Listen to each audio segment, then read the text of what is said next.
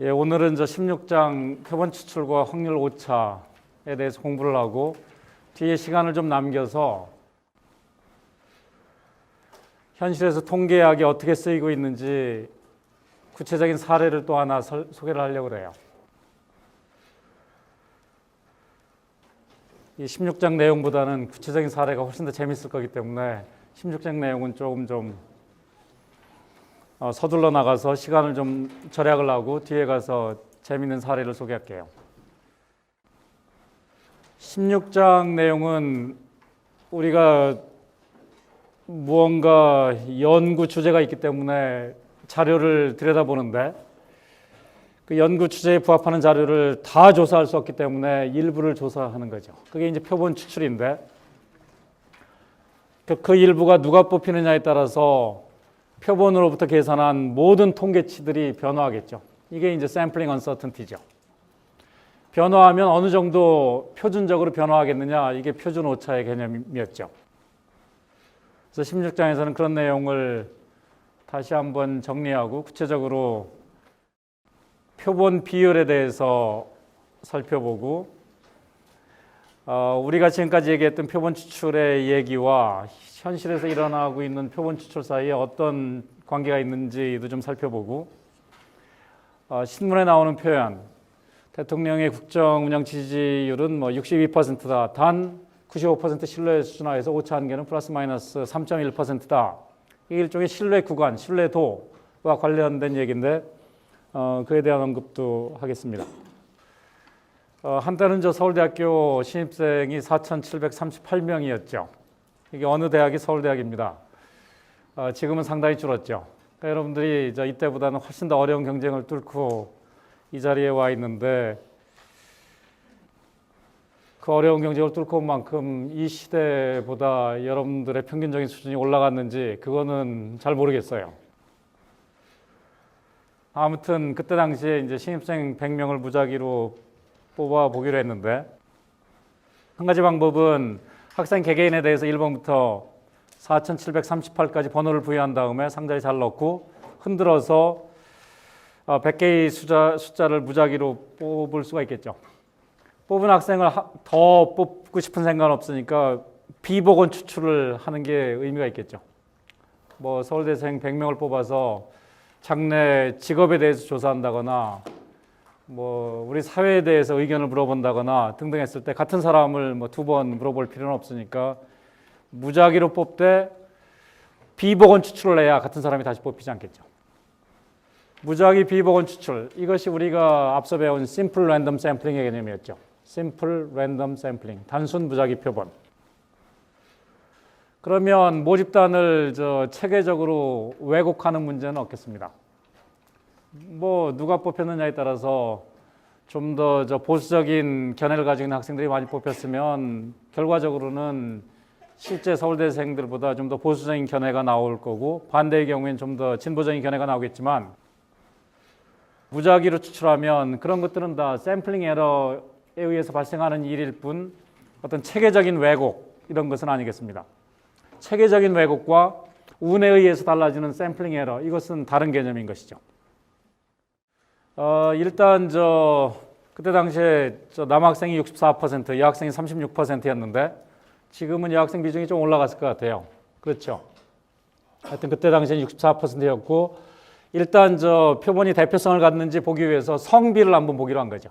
그래서 100명씩 단순 무작위 표본으로 표본을 뽑아서 그 표본 내에 남성이 몇 명씩 있었는지 조사를 하는 이 전체 연구죠. 이것도 연구를 250번 반복해 본 겁니다. 그래서 250번 반복해 본 각각의 결과가 여기 표 16의 1로 제시되어 있는 것이죠. 어떤 때는 63명이 뽑혔고 남학생이, 어떤 때는 59명이 뽑혔고 등등 해서 모집단에서는 남학생 구성비가 64%지만 실제로 100명을 뽑았을 때 정확하게 64명이 뽑힌 경우는 250번 반복 중에 한번 따져보면 18번에 불과했습니다. 사실은 모집단에서 남학생 구성비가 64%라고 할지라도 대표성 있게 100명을 뽑았을 때 정확하게 남학생이 64명 뽑히는 것은 그게 사실은 뭐 더 어려운 일이겠죠. 실제로 250번 중에 18번밖에는 그런 일이 생기지 않았습니다. 즉 이때 우리가 어떤 얘기를 할 수 있느냐? 우리가 모집단을 대표하는 방식으로 표본을 뽑았기 때문에 표본 비율, 표본 내에 있는 남학생의 비율, 이게 하나의 통계량이죠. 이게 디스트리뷰션을 갖는단 말이에요. 그 디스트리뷰션이 어떻게 변하는지 250번 우리가 반복해서 보고 있는 거죠. 이 250개의 값을 가지고 히스토그램으로 그리면 그것이 바로 표본 비율에 대한 샘플링 디스트리뷰션의 근사치가 되겠죠. 왜 근사치냐? 1000번, 10,000번 무한대로 반복한 것이 아니라 250번만 본 거니까 근사치겠죠. 무슨 얘기인지 알겠습니까? 이 모든 얘기의 배경이 다시 13장이죠. 13장을 이제는 한 100번쯤 읽었어요. 100번 읽으세요. 네. 여러분 인생에 도움이 됩니다. 추론, 기업에 가든 공부를 하든 결혼 생활을 하면서 남편, 부인의 태도에 대해서 알고 싶든 추론의 문제에 항상 봉착하게 되는 거죠. 그 추론의 기본 프레임워크가 13장 내용입니다. 100번을 읽으세요. 한 가지 궁금한 것은 모집단에 학생이 4,738명밖에 없는데 어떻게 크기가 100인 표본을 250개나 뽑을 수 있느냐? 즉 250에다 100을 곱하면 어떻게 돼요? 25,000인데 이건 모집단의 크기보다 훨씬 큰데 어떻게 이렇게 많이 뽑을 수 있느냐? 겹칠 수도 있는 거죠. 그렇지만 전체로서 보면 일부 겹쳤지만 100명 뽑은 하나의 표본과 또 뽑은 또 다른 표본은 다른 것이죠. 그럼 실제로 서로 다른 표본을 몇 개나 뽑을 수 있느냐? 조합의 숫자겠죠. 4,738에서 중복 허용하지 않고 무순으로 100명을 뽑는 경우의 수, 그것이 바로 조합의 개념이고 그 조합의 숫자는 250보다 훨씬 더 크기 때문에 250개 정도 표본을 뽑는 것은 일도 아닌 것이죠. 100명을 뽑았을 때 남학생 비율은 모비율 64%와 차이가 있었습니다. 이 차이의 전형적인 크기, 차이는 그때그때 다르죠. 250번 반복했을 때 어느 시점에 반복이냐에 따라서 차이가 뭐 1명 차이가 날 수도 있었고 5명 차이가 날 수 있었고 차이가 다 다르죠. 그럼 그 차이는 대표적으로 어느 정도 나겠느냐? 이것이 바로 표준 오차의 개념이죠. 그 표준 오차가 표본 크기에 따라서 어떻게 달라지는지 우리가 제곱근 법칙을 통해서 그것을 봤단 말이에요. 남학생 수, 이것은 합의 개념이니까 그 수에 들어있는 표준 오차는 루트 n에 비례해서 커졌죠. 그것을 다시 전체 표본 추출의 횟수로 나눈 표본 비율, 여기에 담긴 표준 오차는 루트 표본 크기로 나뉘어져서 감소했습니다. 증가할 때도 루트 n의 레이트, 감소할 때도 루트 n의 레이트. 그래서 우리는 이것을 강조해서 제곱근 법칙이라고 부른 바 있죠. 퍼센트라고 하는 게 비율의 개념이죠. 물론 비율 한 다음에 100을 곱해서 퍼센트를 넣었지만 기본적으로 비율의 개념이기 때문에 이 표본 비율에 들어있는 표준 오차는 표본 크기가 커질수록 제곱근의 속도로 줄어들겠습니다. 그래서 여기서는 100명일 때와 400명일 때를 비교한 것이죠. 100명을 뽑는 추출을 250번 반복해서 남학생의 비율을 퍼센트로 표현해서 그린 그림, 왼쪽의 그림. 400명을 뽑아서 남학생 비율을 퍼센트로 나타낸 그림, 250번 반복을 해서 그렸죠. 오른쪽 그림. 여기 빨간색으로 표시했다시피 오른쪽에서의 퍼져 있는 정도가 왼쪽에서보다 줄어들었죠. 그 차이가 표본 크기가 4배가 됐기 때문에 줄어든 정도는 루트 4분의 1, 반으로 줄었습니다. 제곱근 법칙, 다시 한번 여러분들이 보고 있는 것이죠. 그러면 이 경우에 어떻게 표준 오차를 구할 것이냐? 한 명 뽑았을 때의 표준 오차, 그 표준 오차의 루트 n분의 1배를 해주면 되는데 한 명 뽑았을 때의 표준 오차, 우리는 그것을 표준 편차라고 불렀죠. 이때는 모집단에서 이 표준 편차니까 모표준 편차의 개념이죠. 그 모표준 편차를 한번 계산해 보죠. 내가 한 명을 뽑았을 때 그 값은 1 아니면 0이죠.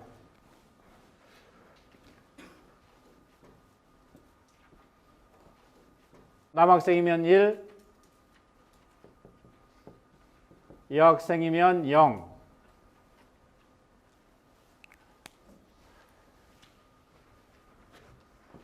x1의 기대값은 1 아니면 0이니까 이 둘의 가중평균이 될 텐데 가중치는 확률이죠.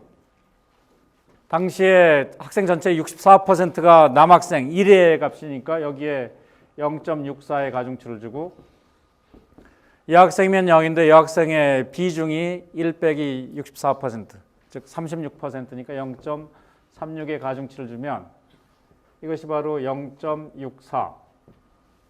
기대값은 0.64. 이제는 분산을 계산해 볼까요? Variance of x1.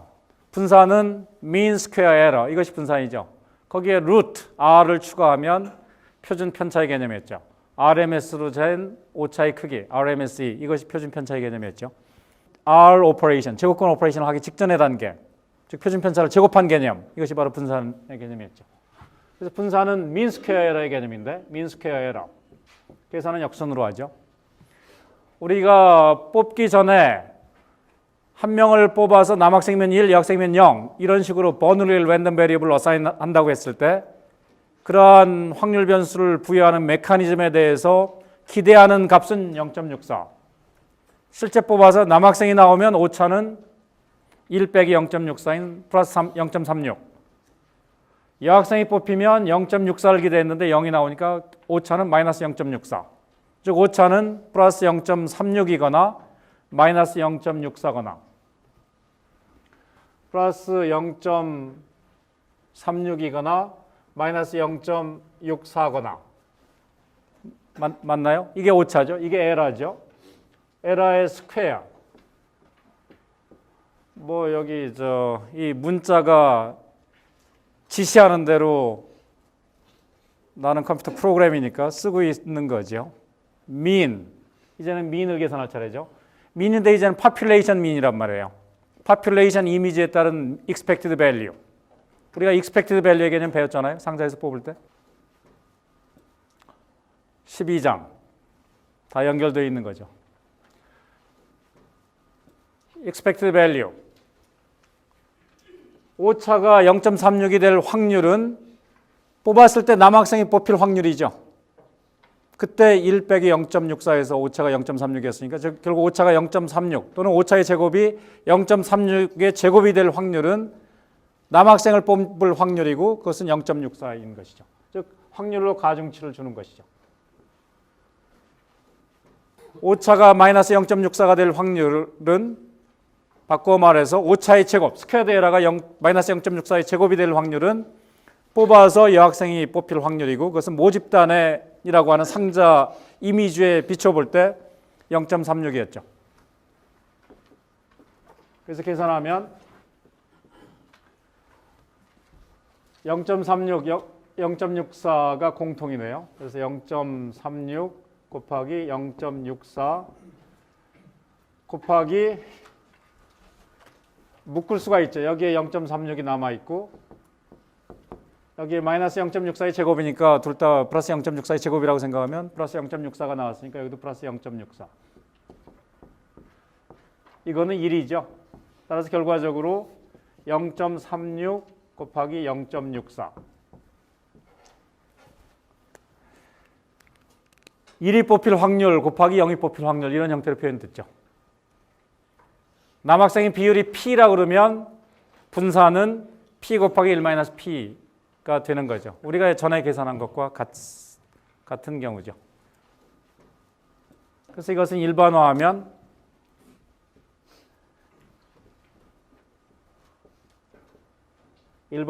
P 곱하기 1-P 이런 형태가 되고 우리가 이항분포, 버눌리 분포 공부하면서 이미 배웠던 내용이죠. 그리고 이것의 최대값은 P가 0.5일 때 0.5의 제곱이고 표준 편차는 그것에 다시 루트를 씌우니까 0.5. 정확하게 반반 양다리 걸치고 있을 때 불확실성이 최대가 된다. 그렇게 얘기를 했었죠.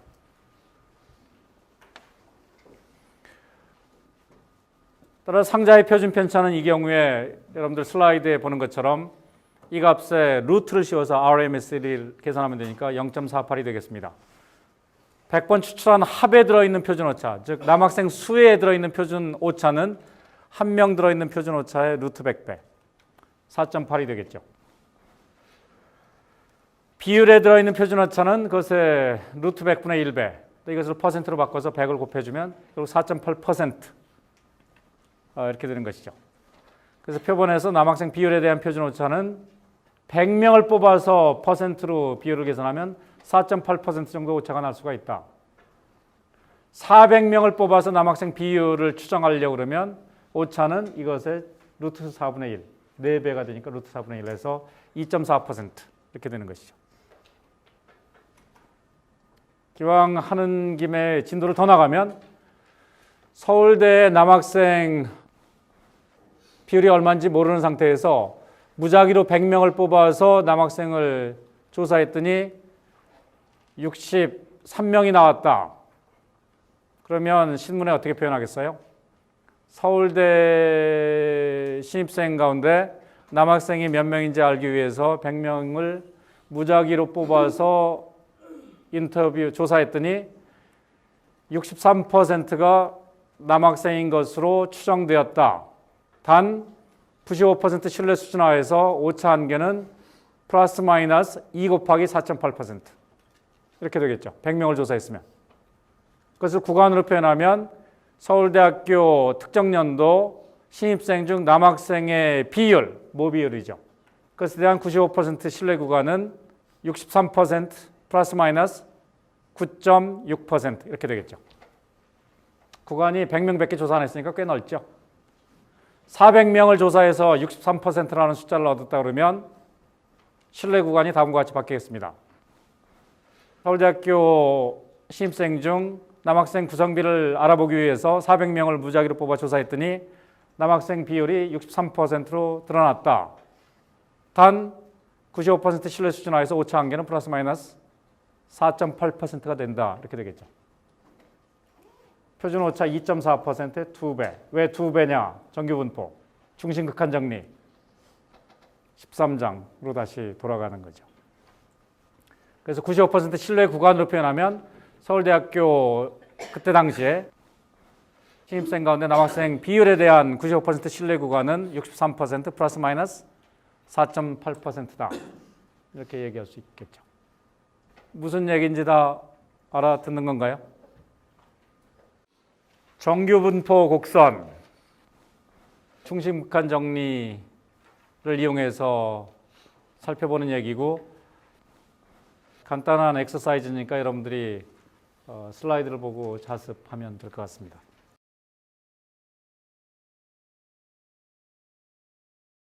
지난번 미국 대통령 선거에서 현재 이제 미국 대통령이 된 오바마 후보의 지지율을 추정하고 싶다.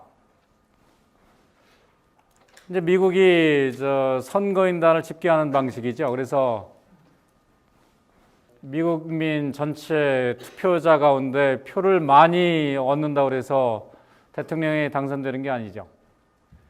재미있었던 케이스가 아들 부시와 엘 고어가 경합을 했을 때 단순 집계한 파퓰러 보트의 총수는 엘 고어가 더 많이 얻었음에도 불구하고 선거인단 수에서 뒤져서 그 아들 부시가 대통령이 됐었죠. 나중에 그게 굉장히 민감했던 플로리다주에서 투표 카운트까지 다시 하고 이제 그런 그 법정 공방까지 있었는데 결국에 와서는 법정의 결정에 대해서 엘 고어가 깨끗하게 승복을 하면서 이제 아들 부시가 대통령으로 확정이 됐던 그런 해프닝이 있었는데 이게 사실은 역사적인 레거시가 있는 거죠. 미국 연방 국가로 해서 지금처럼 표 자동 집계가 없던 시절에 주별로 의견을 모아서 주별로 대표권을 부여해서 그것을 집계하는 방식으로 연방 대통령을 뽑는 그런 전통이 남아 있어서 지금은 이제 기술상으로 파퓰러 보트를 다 집계하는 것이 가능함에도 불구하고 주별로 선거인단을 배정하고 그 선거인단은 각 주에서 머저리티 보트를 획득한 사람한테 위너 테이크스 올, 아바 노래에 나오는 가사 중에 하나죠. 위너 테이크스 올, 루저스 스탠딩 스몰 뭐 이런 건데요. 그러니까 이제 미국 같은 경우에는 전체적으로 누가 표를 많이 얻느냐 이게 관심 대상이 아니라 주별로 누가 많이 얻느냐 이게 대상이란 말이에요. 그래서 뉴멕시코에서 누가 당선될 것이냐, 텍사스에서 누가 당선될 것이냐 이게 관심이 있는 것이죠. 근데 실제 유권자 수를 보면 뉴멕시코는 120만 명 정도, 텍사스는 그보다 10배 정도 큰 것이죠. 그러면 비슷한 정도의 정확도를 유지하기 위해서 뉴멕시코를 2,500명 조사했다 그러면 텍사스는 25,000명을 조사해야 되느냐? 그렇지 않다는 거죠. 그 만화 그림, 몸집이 작은 여자 골프 선수와 몸집이 큰 남자 농구 선수 센터의 도핑 테스트를 할 때 채취하는 혈액의 양이 다를 필요가 없죠. 모집단에 대비한 혈액의 상대적인 크기가 중요한 것이 아니라 10cc를 채취하면 그걸 통해서 분석해낸 혈액 검사의 결과의 신빙성은 같은 정도가 되는 거죠. 이 경우에도 뉴멕시코보다 텍사스가 10배 이상 크지만 같은 크기의 표본을 할당하는 것이 좋겠습니다. 그래서 2,500명씩 할당하는 것이죠. 자, 이 문제가 왜 이렇게 되는지 논리적으로 한번 생각을 해보죠. 직관적으로는 그 만화를 통해서 어느 정도 이해가 된 거죠. 몸집이 크다고 혈액 더 많이 채취하는 건 아니란 말이에요. 현실에서 우리는 그걸 봐왔죠. 그럼 왜 그러느냐를 보기 위해서 논리적으로 생각을 해보면 밑에 상자를 보세요. 만약에 이것이 복원 추출이었다 그러면, 그리고 가상적으로 상자 안에 0과 1이 반반씩 들어가 있다고 그러세요. 오바마를 지지하면 1, 아니면 0. 그래서 두 개, 뉴멕시코와 텍사스가 예컨대 접전 지역이라 반반이다. 이런 상황을 한번 상정해 보면, 복원 추출이라고 그러면 2,500장을 복원해서 뽑을 때 상자가 크고 작고는 아무 문제가 안 되는 거죠. 어차피 비율만 문제가 되는 거니까. 즉 텍사스라고 하는 상자에 1250장의 0일이 반반씩 들어가 있든 뉴멕시코의 0일이 120만 장이 반반 들어가 있든 샘플링 위드 리플레이스먼트, 복원 추출이라고 그러면 상자의 크기는 전혀 문제가 되지 않겠습니다.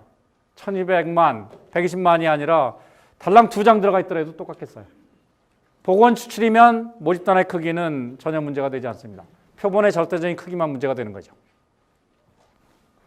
자, 이제 현실에서 이루어지는 샘플링은 복원 추출이 아니라 비복원 추출이란 말이에요. 샘플링 without replacement.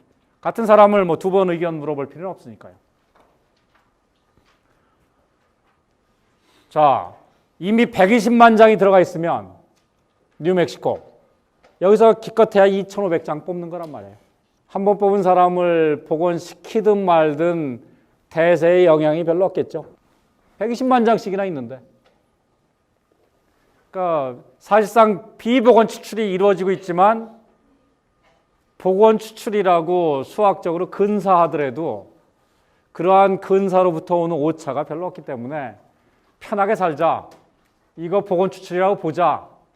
크게 잘못될 게 없다는 거죠. 근데 우리는 복원 추출이면 상자의 크기는 문제가 안 되는 걸 이미 알고 있는 거죠. 그러니까 텍사스와 뉴멕시코 모집단의 크기는 다르지만 2,500명씩 뽑으면 되겠습니다. 그럼 신뢰도가 비슷하게 얻어지겠어요. 자, 그 만화죠.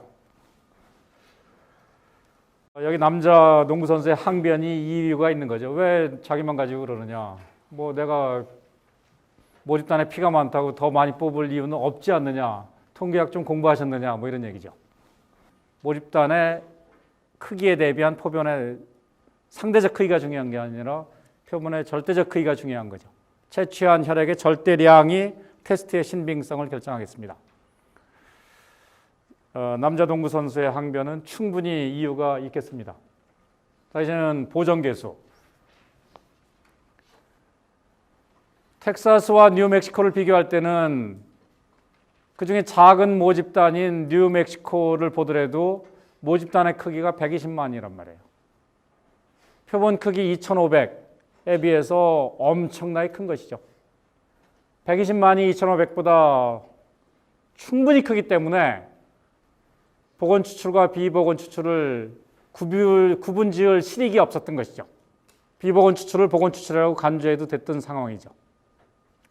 그런데 만약에 모집단이 3,000명이다, 4,000명이다. 근데 그 중에서 우리가 2,500명을 뽑는다. 이거 복원시키느냐 안 시키느냐 굉장한 차이가 있겠죠.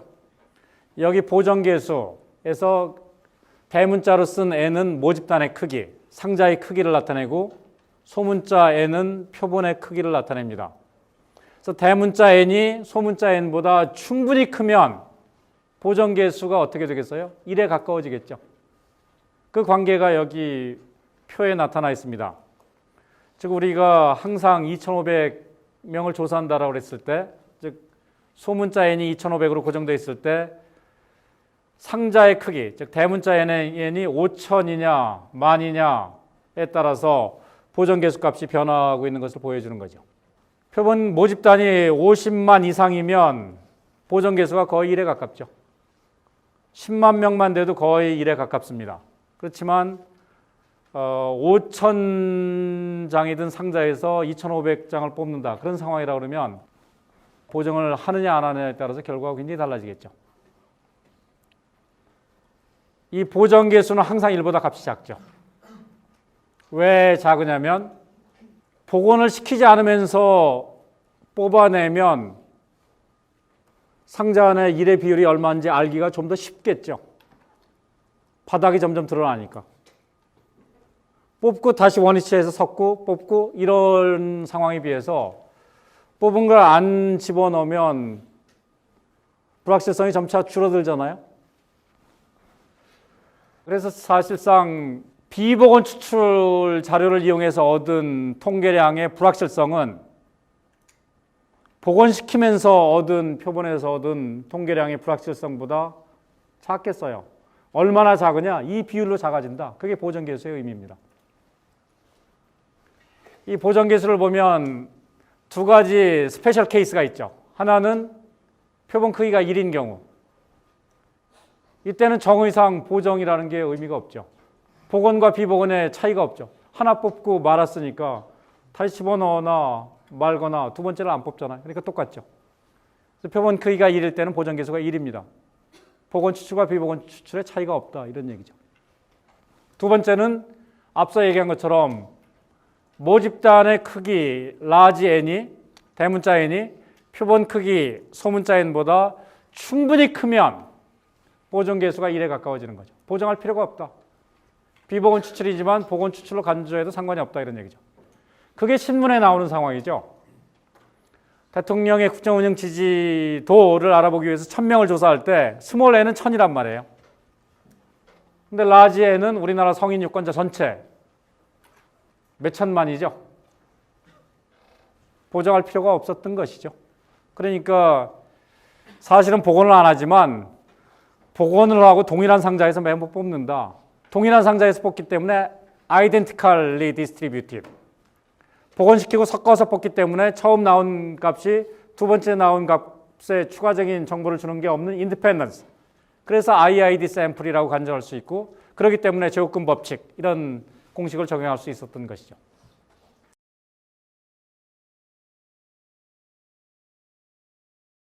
영일 상자의 표준 편차는 우리가 계산한 것처럼 루트 민스퀘어라. 민스퀘어라는 1의 비율 곱하기 0의 비율. 표본 비율의 표준 오차. 모집단은 유권자가 10만 명인 선거구고 표본은 2,500명을 뽑았습니다. 앞에 보정계수에서 본 것처럼 보정계수가 거의 1에 가깝기 때문에 보정하지 않기로 하죠. 그러면 2,500명 중에 1,328명이 특정 후보를 지지해서 표본 내 지지율이 53%로 나타났는데 95% 신뢰 수준 하에서 오차 한계가 과연 얼마일까 생각해 보면 표준 편차는 두 가지 방법으로 근사시킬 수가 있겠어요. 최대값인 0.5로 근사시키거나 루트 p 곱하기 1 마이너스 p인데 그 최대값이 0.5니까 아니면 p에 대한 추정량인 0.53을 대입해서 근사시킬 수도 있겠습니다. 즉 루트 0.53 곱하기 루트 0.47 해서 계산할 수도 있겠어요. 그 값도 0.5와 크게 다르지 않겠죠. 0.5보다 조금 작겠죠. 그래서 그것을 뭐 0.5로 근사하기로 하겠습니다. 그럼 2,500명을 조사해서 표본 비율을 계산하면 불확실성이 루트 2,500분의 1로 줄어들죠. 루트 2,500, 50이죠. 즉 0.5를 50으로 나누면 0.01, 퍼센트로 환산하면 100을 곱해서 1%. 이게 표준 오차입니다. 즉 2,500명을 뽑아서 지지율을 퍼센트로 계산하면 그렇게 계산된 퍼센티지 지지율에 담긴 오차의 전형적인 크기, 좀 더 과학적인 용어로 표현하면 Standard Error of Sample Proportion, 표본 비율의 표준 오차는 1%포인트다 이런 얘기죠.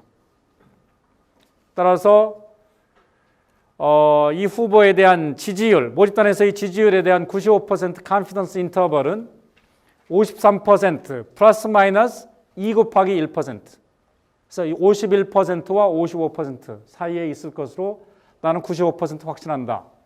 그게 모 비율에 대한 95% 신뢰 구간이 되는 거죠. 표본 비율에 입각한 모 비율에 대한 추론인 것이죠. 여기서 표본의 대표성이 왜 중요하냐? 우리가 2,500명을 뽑을 때 이 후보의 일가 친척이 많이 사는 지역을 오버샘플링하면 실제 값을 과대평가하는 바이어스가 있을 거고, 이 후보가 옆 동네에서 아주 못된 짓을 많이 했는데 그쪽을 많이 뽑았으면 이 후보의 지지율이 모 비율을 과소평가하는 underestimation bias, 편의라는 것이 존재하겠죠. 근데 우리는 2,500명을 뽑을 때 10만 명이 골고루 대표되도록 개념상 1번부터 10만 번까지 번호를 써서 상자에 집어넣고 흔들어서 하나를 뽑고 복원은 안 시키고 다시 흔들어서 두 번째를 뽑고 2,500명을 뽑는 그와 유사한 방식으로, 적어도 그것을 근사하는 방식으로 실제 이 표본 추출을 했다라고 그러면 평균적으로 확률적으로 표본이 모집단을 왜곡시키는 이런 문제는 없겠습니다. 따라서 표본 비율의 기대값은 모 비율과 같겠어요. 근데 그 모 비율을 우리가 단지 모를 뿐이죠. 모르지만 그 모르는 대상을 평균적으로 옳게 타겟팅하고 있다는 사실은 아는 거죠. 무슨 얘기인지 알겠습니까? 그 사실을 알고 있는 거죠. 모 비율이 어디 있는지는 모르지만 내가 표본에서 계산한 53%가 모 비율을 대표하는 중심적인 값이다라는 것을 알고 있는 거죠. 근데 중심이 같다라고 해서 항상 같은 게 아니죠. 이게 같다라고 생각하는 사람은 마치 사냥 나가서 노루를 쏴서 한 번은 왼쪽으로 1m 빗나가고 두 번째는 오른쪽으로 1m 빗나가는 순간 잡았다라고 외치는 사람과 같은 것이죠. 평균이 같은 게 다가 아니죠. 한 번 쐈을 때 평균적으로 얼마나 빗나가느냐, 이게 표준 오차의 개념이죠. 앞서에 의해서는 1m. 한 번 쐈을 때 1% 정도 빗나간다 이거였죠. 그러니까 한 번 쐈을 때 전형적으로 빗나가는 크기의 한 번이라는 게 연구 한 번. 그것의 두 배를 잡아주면 95% 확신하게 된다. 정규분포를 이용하는 중심극한 정리에 의해서 그렇게 되는 것이죠. 그래서 이 후보에 대한 지지율은 53%를 기준으로 플러스 마이너스 2% 이렇게 되는 것이죠. 왜 기준으로 53%가 쓰였느냐? 표본의 대표성 때문에 그런 것이죠. 심플 랜덤 샘플링 때문에. 갤럽이 처음에 시도했던 그러한 대표성 있는 표본이기 때문에. 뭐 1%를 위아래로 잡아주면 마찬가지 논리로 68% 신뢰도를 가진 구간, 1%의 두 배를 위아래로 버퍼로 잡아주면 95% 신뢰하게 되고 3배를 잡아주면 99% 신뢰하게 되고 정규분포의 68, 95, 99.7 법칙을 우리가 활용하고 있는 것이죠. 신뢰도, 신뢰도는 정확하게 68%, 정확하게 95% 이런 표현보다는 대략 95%라고 말하는 게 겸손하게 표현하는 올바른 방법이겠습니다.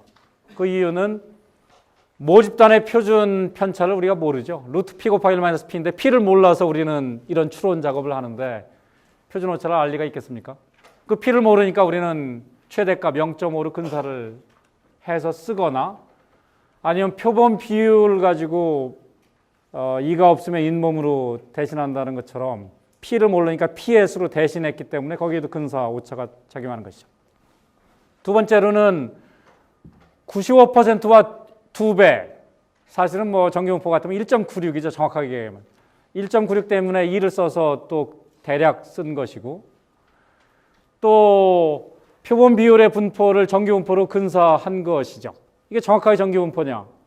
표본 크기가 크면 그렇게 근사가 된다라고 우리가 알고 있는 것이 중심 극한 정리이기 때문에 정확하게 정규분포가 아니면 정확하게 1.96이 아닐 거란 말이에요. 그러니까 여기저기서 근사가 등장하고 있기 때문에 대략 95% 신뢰 구간이다. 이게 올바른 개념인 것이죠. 이 제곱근 법칙이 뭐 여기저기 등장하죠. 8월 달에 신문, 이 신문을 직접 본 건 아니고 인터넷에서 이렇게 보다 보니까 이런 게 있어서 이제 인용을 했는데요.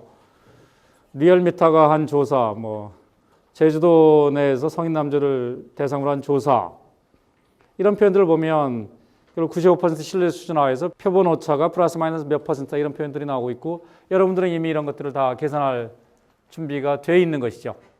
자, 신뢰 구간의 해석 결과부터 말씀드리면, 내가 대통령의 국정운영 지지도를 알아보기 위해서 100명을 대표성 있게 뽑아서 계산하면 지지율이 나오고 표준 오차를 계산할 수 있죠. 그래서 95% 신뢰 구간을 계산할 수 있어요. 또 다른 사람이 100명을 뽑으면 그 중심, 표본 비율이 달라지겠죠. 그러면서 중심이 달라지면서 결국 100번 연구를 250번 반복하면 250개의 구간이 있겠죠. 100번을 반복하면 100개의 구간이 있겠죠. 신뢰도 95%라는 것의 의미는 뭐냐면 내가 구한 100개의 구간 중에 95개 정도는 참값을 포함할 것이다. 실제의 모비율을 포함할 것이다. 이것이 바로 95% 신뢰도의 의미입니다. 그래서 일반 통계학 책을 보면, 내 책을 제외한 대부분의 통계학 책을 보면 이 95%는 확률이 아니라 신뢰도다. 그 신뢰도의 의미는 확률과 다르다. 100번 계산했을 때 95번 정도 포함되기 때문에 나는 한 번 계산한 것이 참값을 포함할 것으로 95% 확신한다.